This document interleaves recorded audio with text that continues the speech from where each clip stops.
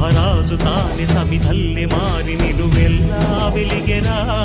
భోగాన్ని విడిచి త్యాగాన్ని వలచి తాపసిగా నిలిచెరా.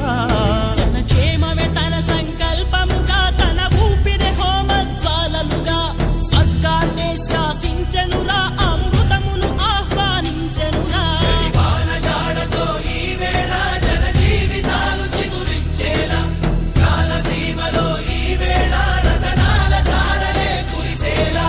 కల్లు కల్లు మని సిరిమూవల్లే చినుకే చేరగా, జల్లు జల్లు మని పులకింతల్లో పుడమే పాడగా, హరివిల్లు ఎత్తి కరిమబ్బు వాన బాణాలే వేయని, నిలువెల్ల మంచు వడగళ్ళు